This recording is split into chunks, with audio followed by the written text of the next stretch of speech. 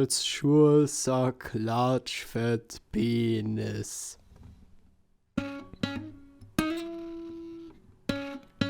Yeah, alright. I think we got it. You girls sure suck large fat penis. You girls sure suck large fat penis. And now everybody, you girls sure suck large fat penis. Woo! Wow, that was beautiful. Thank you, everybody. Thank you, and see you next week. No. And with that, good evening, ladies and gentlemen, and welcome back to another episode of the Wertow podcast.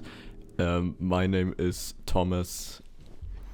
And my name is Philipp. And today we are not talking about Trash Humpers, even though Thank God. this was a quote from Trash Humpers. We are also talking about other movies that are, actually trashy, not like Trash Humpers. It's kind of well, the title doesn't really refer to the genre of the film. It refers to Harmony Korine and his future wife and a few of his friends wearing like cheap rubber masks and, well, singing and dancing and eating pancake, having socks on their head and doing like playing, I don't know, retarded, or I have no idea what this movie is about, but we will talk about it immediately in depth. Tom, I'm sure you have seen Trash Humpers. I haven't.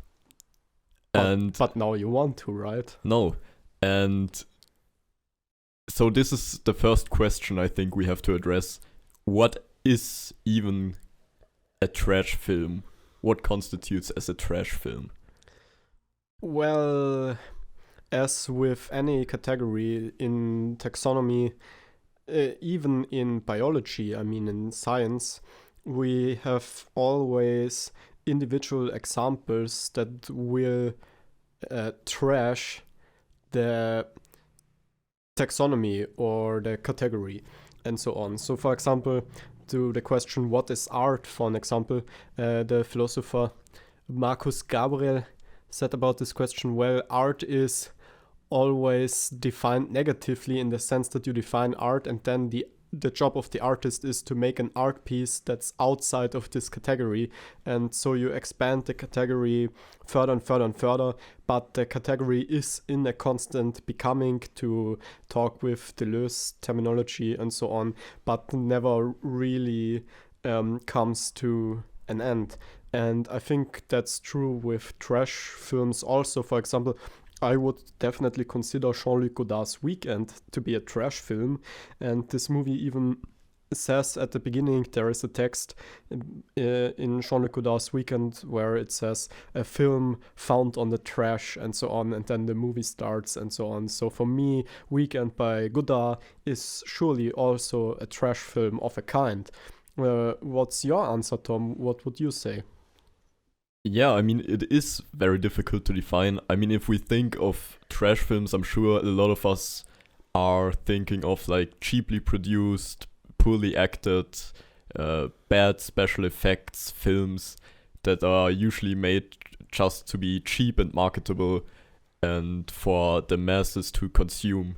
Kind of like maybe junk food, junk trash. I wouldn't even say that. I would disagree to an extent, I have to say. I think those junk food movies are in a sense just like, the latest blockbuster or something like that. It's like food from McDonald's. It actually tastes good, but it's still junk, and you know it. But yes, it's this mass-produced stuff, but I think with trash films we don't mean like the latest Marvel or DC movie or anything like that. There's an argument to be made, I think. No, I really don't think that. I think, for example, quite an expensive movie, if you think about what it's actually about, is, for example, Tommy Wiseau's The Room, where he also, I think this is the one where he is always talking about his future wife because he doesn't know the word fiance. So I, as a reference to that, I also used the word Harmony Korine and his future wife. Yeah. this is for me a trash film in the sense that it tries to be something and horribly fails, and then there are those like pseudo sarcastic, maybe cynical to an extent, trash movies that are trying to be trash. Yeah, like the Asylum films and so on. Yes, yes. Or even, I'm not even sure if the Asylum films necessarily want to be trash, or. I think Sharknado 5 definitely Alright. tries to be trash. All right. I would love to make a movie with the Asylum. I even have a concept. The script is not ready yet, but it would be about Jean-Paul Sartre, and Jean-Paul Sartre would like fight against giant crabs. Sounds amazing. Yes, because he did so many drugs that he hallucinated about giant crabs, and so I can make this movie where he is like on drugs with weapons fighting against imaginary crabs, but you actually see them with like incredibly bad CGI effects. And at the end, he finds out that it is just a psychosis that he got because Albert Camus got the Nobel Prize before he got it. And so this is like this great trauma that he's trying to repress. And at the end, we can have like a lobster god in the Deleuze-Guattarian sense, and the lobster god is like explaining this then to Sartre and so on. I think this would be a hilarious movie, and it would be the first Asylum film that would be shown in Cannes and so on. Have you actually ever seen an Asylum film in full? Yes, I have seen Mega Shark versus Giant Octopus. Yeah, that's right. I've had this film on DVD, and we used the score for like our own movies and short videos that we made as children, you know, where we just played like the opening credit scene of this movie with the music and had it playing in the background while we were shooting our one-shot short films and so on as children. Yes, it's hilarious. In some of those short movies, you actually see like a little DVD player in the background where Sharknado vs. Giant Octopus is just playing, so that we have music because we are too stupid to edit anything. So yes, of course, Tom, I'm familiar with the Asylum films and so on, but yes.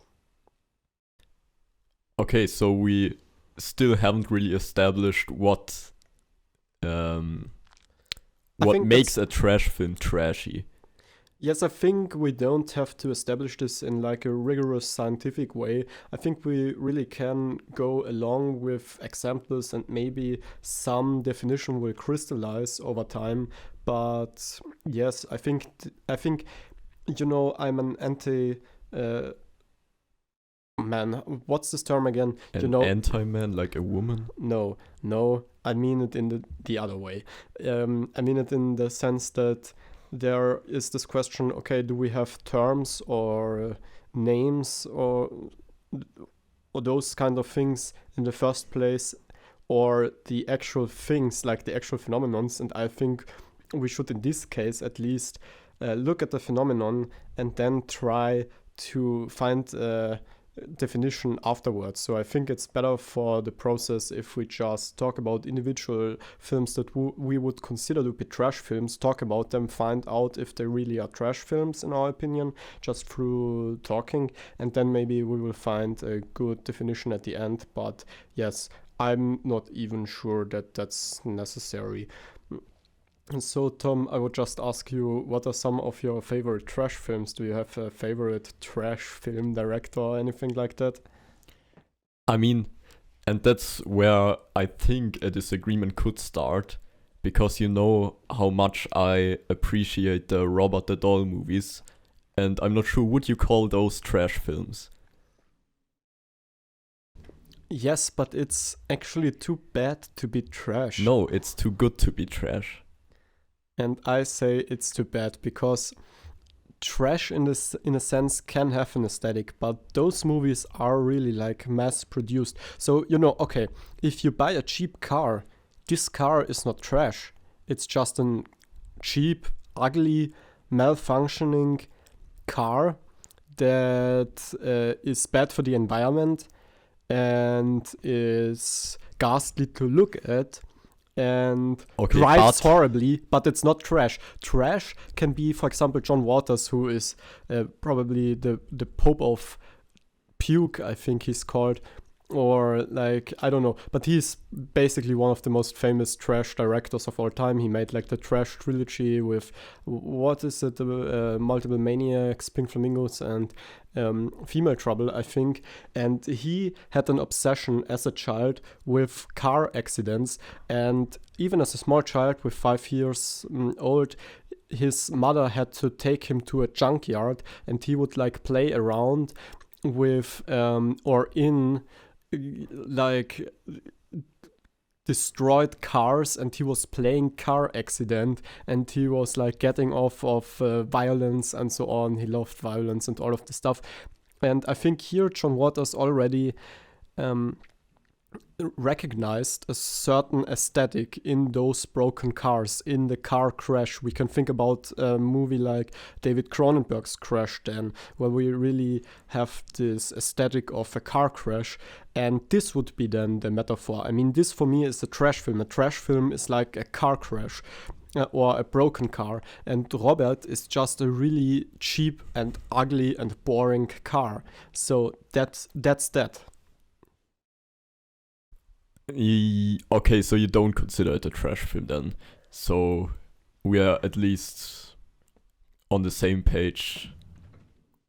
Yes, in that sense, in the sense that it's even worse than a trash film. That it's, I mean, we can both agree that Robert the Doll is not a great science fiction film, right? Yes. Okay, so but no one can learn anything from this. So No. your categories don't make any sense. So please continue, Tom. Yeah, I mean, then what are trash films that I actually like? If you're already talking about John Waters, we have we talked about Pink Flamingos in the German podcast? I'm not Yes, sure. in the German podcast we have talked about Pink Flamingos with the great actor, Chris Bartos, I think is his name, you know, who was in my trashy film Arm or Untitled and so on. Yes. Yeah, so I like Pink Flamingos, and I also like, which could also, in my opinion, definitely be classified as a trash film, the 166 Minutes of Madness. My God, thank you so much, Tom. I'm honored. Continue. Yes, another great example of trash films. And yes, the question is, why do I even like those films, even though they are very cheaply made and questionable in basically every choice that has been made during the filmmaking? Mainly because it's really fascinating entertainment that is so far away from what we see in the mainstream, that basically the fact alone that it's different from what we're used to already makes it entertaining. And then of course in those actually good examples of trash films like Pink Flamingos, it's also just a good film in that sense. But you can also watch a terrible trash film and be entertained by it, I think. And that's kind of what makes the genre appealing, if you want to call it a genre.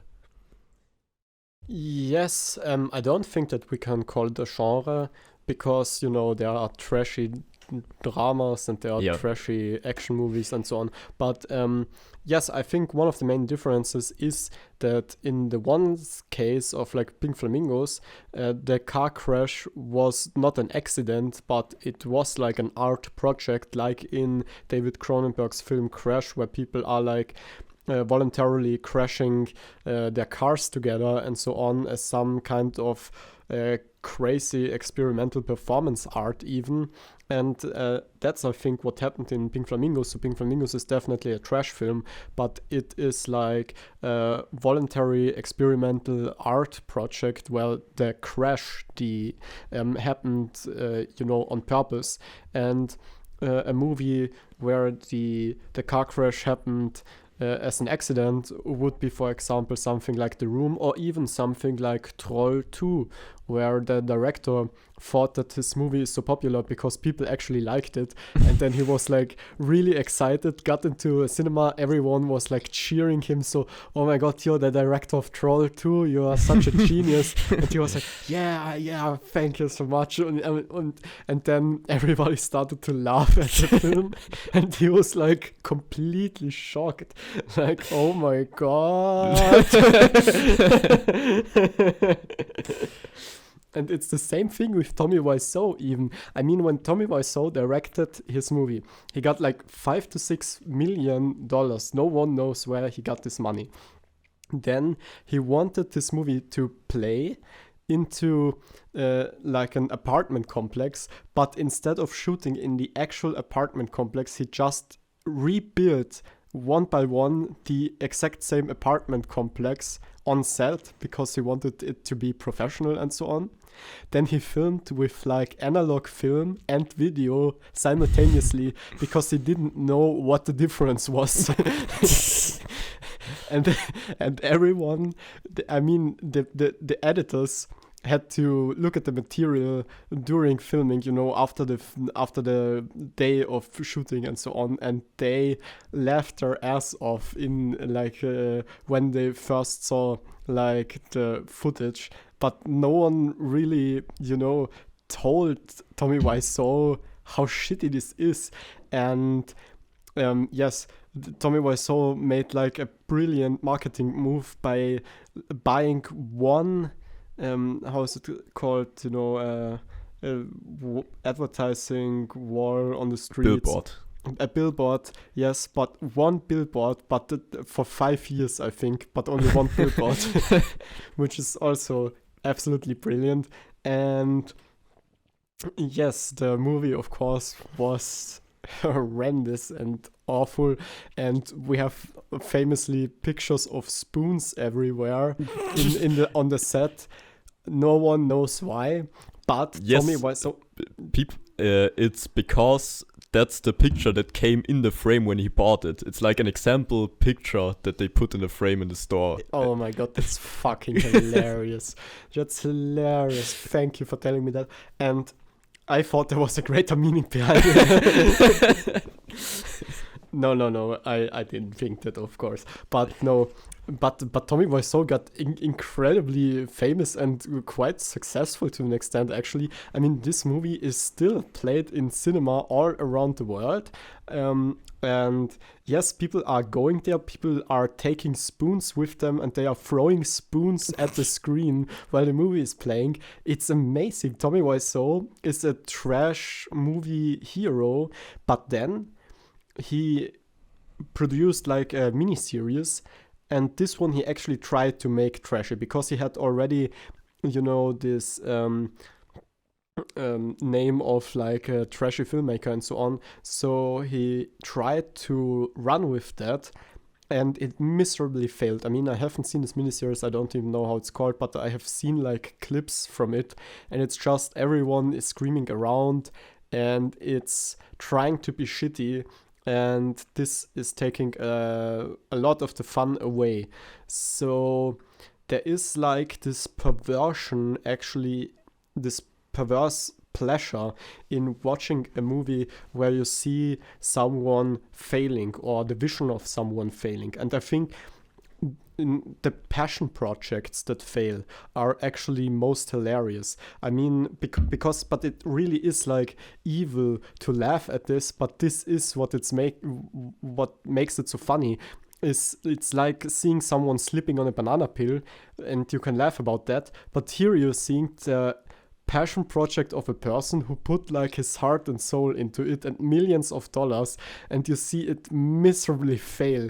That's so much more hilarious. And so yeah, I think it's incredibly evil to laugh at such a movie, but it's great also, of course, and I cannot deny that I'm laughing at it.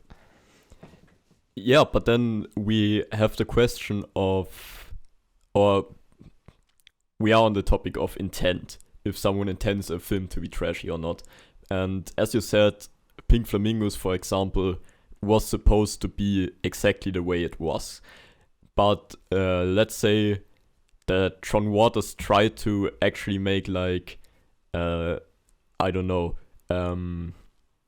some high class. I mean, it's a dumb example with Pink Flamingos because it's so unapologetically filthy. I mean, that's all the film is about.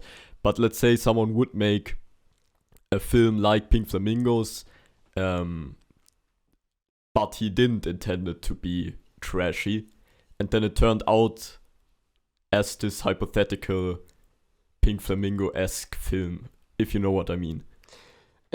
Yes, I Like think basically you can make the same film, the exact same film. One time you intended to do it exactly that way, and one time it was an accident. Is there now a difference? no, I think it's even more complex than that. I think that Tommy Wiseau also did it in the way he wanted to do it, as much as John Waters did. I don't think that there is any difference with this. In this sense, The Room isn't a failure or a failed project. It's just,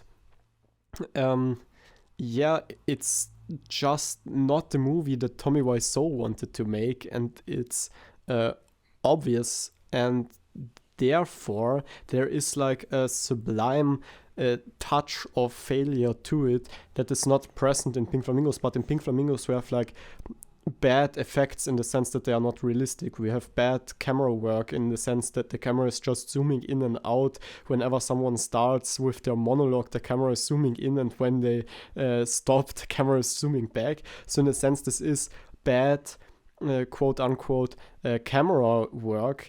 And John Waters, I don't think that he did it because he wanted it to be bad in a sarcastic sense or anything.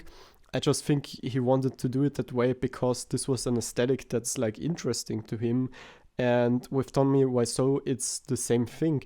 It's just that Tommy Wiseau is so much more delusional about what he's actually doing. John Waters just, in a sense, doesn't care. Or John Waters has a style and a vision that is, in a sense, fully realized. I think this is maybe the difference that we could make, that when you watch Pink Flamingos, you have the sense that, okay, there is like a very precise vision there, and that's, to break it down, why a piece of art in general works, because you can see some completed vision there. And with Tommy Wiseau, you get the feeling only by watching the film that whoever directed this actually wanted to make a serious film, but the film is hilarious and stupid and trashy. And this is what is making it even funnier. But it's like very, very sublime things, and that's why it's so hard to make a trashy, so bad it's good film on purpose, because most times people are trying this, they get like too overwhelmed with the trashy aspects, like Tommy Wiseau did later in his career. And The Room works so well because Tommy Wiseau, without realizing it, put so many sublime trashy things into it, where no one would even think about this. I mean, this with the spoons and so on, the pictures of the spoons. I mean, who would think about this? Actually, no one. I mean, it's a brilliant idea in a sense, but Tommy Wiseau never had the actual idea. And this is, I think, this very sublime factor that's making all the difference. Yeah, I mean, I agree. I think that that a lot of the best aspects of trashy films like The Room come from accidents or oversights or whatever. But I want to give another example of course, one of the most notorious directors of all time, probably Ed Wood, who also made a lot of bad films. But I think that Glen or Glenda, his first film, which is often called a terrible film, I actually think it's genuinely good and has a vision, a clear vision. But people still consider it to be a trash film. And I'm sorry. A new message. I'm getting distracted. Tom, a modern human being has to be always and everywhere on his phone. Yes, I just got my invitation to the shit party at the train station. I'm sorry. Oh, I saw Cannibal by Marion Dora. And yes, talk about shit. I mean, shit in the sense that actually people are shitting themselves. Oh, let's talk about Pink Flamingos and shit. What? Don't you think, Tom, that Pink Flamingos is a great meta commentary on shit? No, I'm just fucking with you. But yes, I think, for example, the Trash Humpers is also in the same vein like Pink Flamingos, a great trash film where you have a fully realized vision by the great Harmony Korine and his future wife and his friends. And there we also have this factor of improvisation and of just putting random people into your film, and they are actually like they are portrayed in this film to an extent. I mean, this one guy who's playing the guitar, I played the song in the beginning of this episode, you girls sure suck large fat penis and so on. Yes, I saw a documentary with Harmony Korine and Gaspar Noé, and they were like wandering through Nashville, and Harmony Korine was like showing this movie Trash Humpers to an audience, and Gaspar Noé was like moving along and so on. And then they actually, after screening the film, visited some of the people who are in this movie, including this guy on the guitar. And he really is like this. I mean, he just opened the door without a shirt. They had like gigantic toenails and asked Gaspar Noé if he would lick his toenails for like, I don't know, money or something. And he was like lying around in his bed all the time and was saying that Harmony and Gaspar had to be really quiet because his parents were sleeping. And then he said, okay, you have to go now because I've shit myself. And then Gaspar and Harmony went away. And Tom, this is for me one of the most hilarious trash films of all time, this documentary, because it's so fucking cringe. I mean, you cannot believe, because Gaspar Noé is like a really quiet dude, actually, he's not really wild and outrageous in everyday life. And then you see him and Harmony going to Harmony's insane, weird and outrageous friends, and you really have minutes of footage where Gaspar Noé is sitting on a sofa and Harmony and a guy who is dressed up as an old woman are playing guitar and are singing and dancing in front of Gaspar Noé, and Gaspar Noé is just sitting there and is looking so miserable. And it goes on and on and on, and then they go to the next house and meet the next disgusting idiot who is I don't know, molesting Gaspar Noé at least verbally and musically, and it goes on, and at the end really you only have Gaspar Noé and Harmony Korine. They are standing on the bridge and Gaspar is saying, it's yes, see you soon, bye, now bye. And then he's like going away and Harmony is like dancing behind him and is like dancing like he's in a ballad or something like that. And then the documentary ends. It's like 40 minutes or something. It's on YouTube, and you cannot believe the cringe factor of it. It's the most hilarious thing I've ever seen. Okay, but in that case, it seems like it was intentional to make this film a trash film, since you obviously mean Trash Humpers or this documentary? Okay. Trash Humpers. Yeah, and it's the documentary, if you will. I don't think that the documentary is not really trashy. It's a good documentary. It was made by like Arte, I think. And yes, I mean, it's well made. It's just that Harmony Korine is so incredibly outrageous that you cannot really put him together with anyone else. Okay. Except those white trash hobos, Yeah. I don't know how much time do we have left. I want to talk about one more thing. Yes, I mean, this is like a special episode, so I think we can Yes. talk however long we want to. Okay, because one of my favorite types of trash media, I should say, aren't so much trash films and more what we call trash TV. And there we talk about here in Austria or Germany, I would say a lot of what's on the TV is trash TV, where we just have some amateur actors, directors, and camera crew filming some kind of weird mockumentary almost, like they're supposed to portray real people with some weird problems, and it's obviously fake. And in that case, I'm always wondering, like, obviously the producers know that people watch it because it's trash. Like, everyone knows that. They try to make it as dumb and outrageous as possible. But I'm sure that in some of those episodes, some of the actors are trying their absolute hardest to become professional actors, to have this be their big breakthrough. Yeah, and they're actually serious at this, and I think that's a very interesting dynamic when one part of the creative team, if you even want to call producers or writers or whatever, I mean the writers that know that they're writing shit, if you even want to call that creative and not absolutely driven by commercial reasoning. But yeah, and the other part, or yeah, the other part of the cast and crew are trying their hardest to actually make convincing scenes. I think that's a very interesting dynamic that I love to see every time it's on.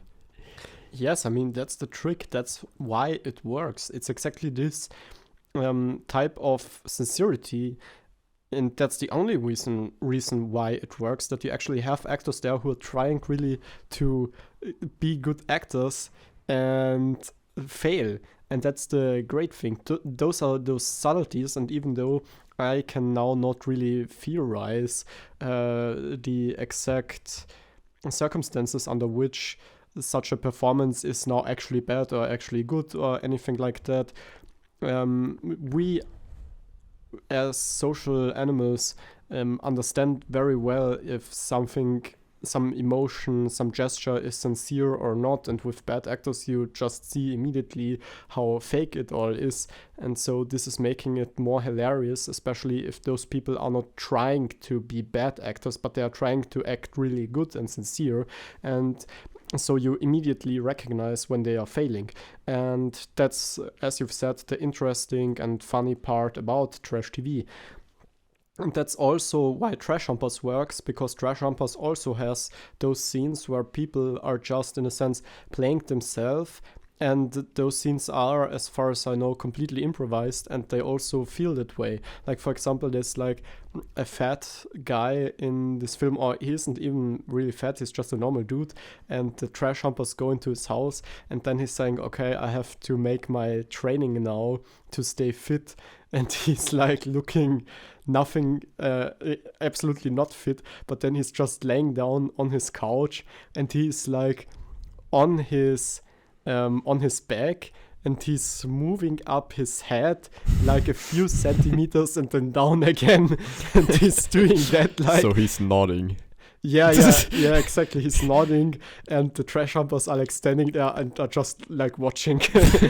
And this is this kind of hilarious, yes, being sincere and being and failing completely in what you're doing. And yes, that's great. I also like to see this stuff. I would really love to act in trash TV and so on. I'm a bad actor. I can do it. So yes. But yeah, but would you actually be able to sincerely try to act if you already are like a fan of that kind of content? I would hope so. I mean, I would really try and hopefully fail, because there can be something very beautiful about failure. That's why I like philosophers like Emil Cioran and so on, who was like really proud about all his favors and always rejected every prize he won and so on. So yes, this is kind of a philosophy that I think is interesting, to not disregard failure. Failure can be incredibly interesting and beautiful. And again, that's the main difference. I mean, there's a very small difference actually between experimental art films who actually work and trash TV, for example. I mean, a film like The Idiots by Lars von Trier is so close to trash TV, if you think about it, that it's scary. Trash Humpers, it's the same thing. The films of Ulrich Seidel, I mean, they are so close to being trash TV. There's just this very strange surplus that is making those films into art, and trash TV is just, shit. But also art. No, not really. There's no poetry to it. And in Trash Humpers, we really do have poetry. For example, the scene with this guy who's playing the guitar. This is sincerely an interesting song. And Harmony Korine is just including this scene into the film to pay tribute to the vision, to the style of this very interesting individual. Or for example, there's a scene in Trash Humpers where, in true Harmony Korine fashion, some character goes on like a Shakespearean epic monologue, and he's just saying like, I wish I lived without a hat. I don't want to wear a hat. I wouldn't have to have high ceilings. And he just goes on and on for minutes why it's better to have no hat and so on. And it gets beautiful at some point. I mean, this is what Harmony Korine is always doing. For example, even in his small cameo in like Kids, this film that he wrote for Larry Clark, there he has like his funniest cameo probably, where he's like playing like a child drug dealer on a rave, and then he's like giving Chloe Sevigny on the toilet like some pills, and then he says like, you look sad, just swallow it. Okay, now you've swallowed it, now you will floating up in heaven with the angels, you will be sitting on the Sammy Davis Jr.'s I don't know, whatever you I don't know. He just starts rambling minutes on this toilet, and but it is a great piece of poetry in a sense, but it's a very dirty and raw and absurd poetry. But yeah, that's the beauty of trash films in a sense, and that's what I admire. It's it's the same thing with Ulrich Seidel. He can show you like absurd documentary-esque scenes. For example, this movie that I absolutely adore, I think it's the best one by Ulrich Seidel actually, is Jesus du weißt, Jesus you know. And it's just about religious people praying and living their lives. And then we have like, it's a documentary, and we have like an interview bit with like a nerdy teenager who is like sitting in church, and he's like talking to the camera for minutes, and then he's saying something like, I always pray that I'm good in gymnastic, and then that I'm a hero like Karl May. It's really hilarious. Yeah, but it's so close to trash TV. I'm sure that those trash TV people would actually be really interested in making like a documentary series about those kinds of characters, like this half-naked fat old guy in Trash Humpers, or this nerdy religious idiot in Jesus You Know, and things like that. But yes, the problem with trash TV is that there is no room for poetry, and they will cut out anything that's not funny or grotesque. And Harmony and Ulrich Seidel and so on, they have like yes, an ear and an eye for visual and for poetry in general. What I would call poetry are those like liminal situations, in a sense, where I'm not really sure what it is, but it provokes. I mean, poetry is not really about feelings in the conventional sense. True poetry doesn't make you feel sad or happy or anything like that, but it transcends like normal feelings. For example, I mean, a great piece of poetry, I don't mean it as a literal style. I mean it poetry in a broader sense. Like, for example, I've read recently The Story of the Eye by Georges Bataille, and that's for me pure poetry in the sense that what you're reading is so disgusting and so gut-wrenching and disturbing that you are shocked to your core. And I mean this sincerely. It's like 50 pages, and by the end of those 50 pages, I was as disturbed probably as never before by confronting myself with a piece of art. And at the same time, I was so in ecstasy and so happy in a sense, because it was formulated, written so beautifully, so honest. And those two feelings, which are like contrasted to each other, just what Hegel would call Aufhebung, they diminished one another, and you end up in a space without feelings, but not because the poetry leaves you cold, but because it transcends meaning in this dialectical sense, and you end up with something that's way, way more unique than feeling. So if you can identify a clear feeling, it doesn't really work as poetry. If poetry works for you, you don't have any recognizable feelings anymore. And that's what a good scene in a Harmony Korine or Ulrich Seidel film can do. I mean, we are now very much opening a huge can that I don't think we can possibly discuss in the time we have left in this episode, even if we take all the time of the day. I mean, discussions about what can be considered art, because I think that's also where we have a disagreement. If you don't consider trash TV to be art, because I definitely do, and also what poetry is, both in the literal sense and in this, as you would call it, sublime sense or whatever. Huge topics, maybe for another day.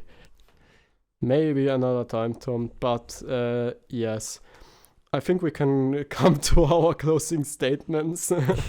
We have still not found, or at least I've not, a clear definition of trash films, but we have differentiated between two categories of trash films. Yes, but I still have no name for those categories, but yes. Yeah, so we did absolutely nothing this episode. No. This episode was pretty trashy, I have to say. Yes, we have differentiated between the intentional and unintentional trash, at least that's something.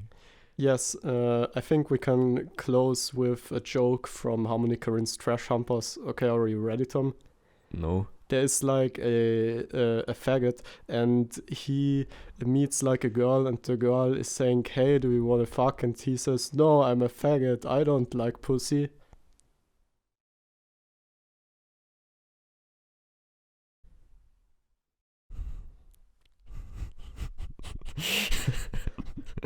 That's it, Tom, cut it. That was already the punchline.